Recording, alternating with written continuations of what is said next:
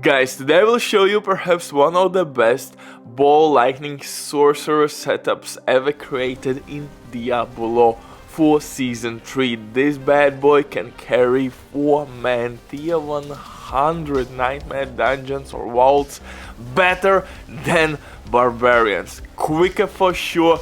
You are basically immortal, dealing tons of damage, you're pulling all the mobs together and destroying those without breaking a sweat. Enemies will have more issues than your ex-girlfriend. Like I said, this is by far the quickest setup to clear tier 100 dungeons in full group. Yes, barbarians are strong, but sorcerers are much quicker and faster, and you can do whatever you want with enemies because, like I said, you have tons of mobility, survivability, you can become immortal really easily, you are stunning enemies, and you have unstable currents running across the map, basically wiping enemies. Extremely good build for health tides, for farming materials, for calibration purposes. Boss killing is decent at tier 100 nightmare dungeons. Yes, this build will not kill Duriel or Malphas the quickest, but other than that, basically except those two things, the content will be absolutely child's play for this build. But before we continue, quick warm, they sponsor DVING.net. If you don't have enough time or good teammates but you still want to have all the best items in your game, then DVING.net is set for you. They have absolutely amazing team on consoles, they will complete your orders super quick. Everything happens through account sharing. This service has been working for many years. They have tons of customer reviews, you can check everything by yourself. But now with my promo code RBDIV or RBDIA, you will receive 15% discount on absolutely all service. Amazing deal, especially when right now they have some crazy sales going on, so definitely check these guys out. But now let's get back to my ball lightning sorcerer setup, and this is fully optimized endgame build. So for the helmet I'm using Harlequin crest mask. Absolutely dope mask, pain in the ass to find one, but it's kind of mandatory. Chest piece, again, by using our teleport we're gonna pull our enemies, so we need a unique chest piece, and we're gonna reset the cooldowns.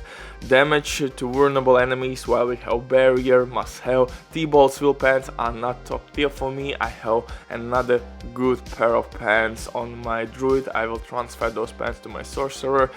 Flicker step just to reset our unstable currents. Ultimate power or skill, I'm using my dagger because daggers give me damage to close enemies. You don't need lucky hit chance or crowd control damage. We need damage to close enemies because with our ball lightning we're gonna be all the time in close range. You need mastery damage, all stats, intelligence, and damage to close enemies. Ring of Starless Skies, again another uber unique, and Russia's ring, again really good ring in ball lightning setup.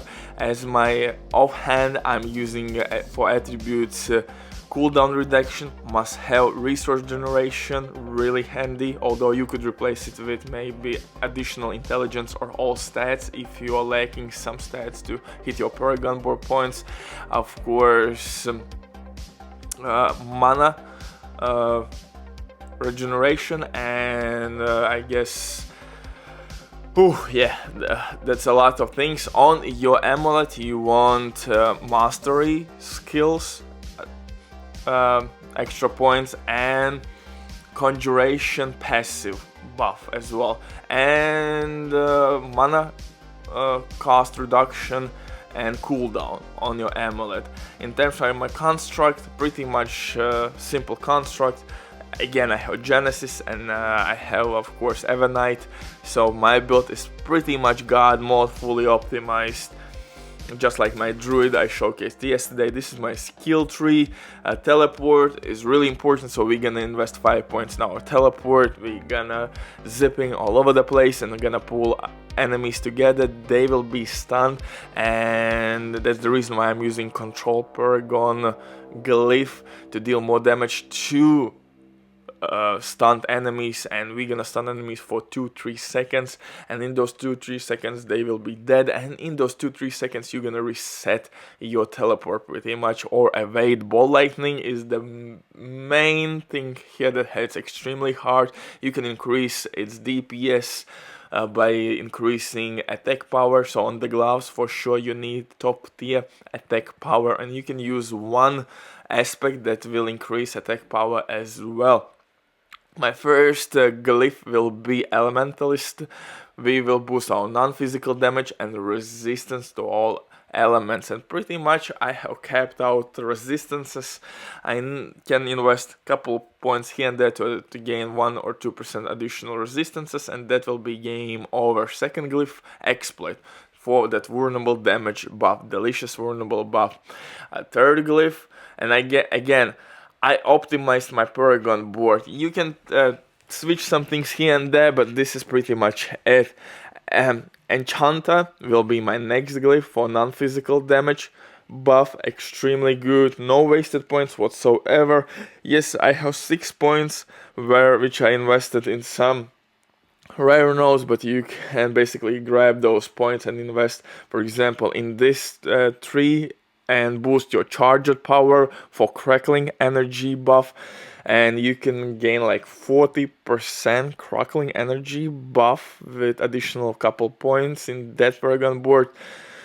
Mastery skill damage because is kind of mandatory, because ball lightning skill is mastery skill, so you need mastery skill damage. Next, which we will receive, is of course crit damage. Destruction is the way to go, and pretty much every sorcerer is using destruction. And the last one but not the least one is control, and control is really important because we're gonna stun enemies by teleporting to them, and we're gonna deal additional damage. Bye.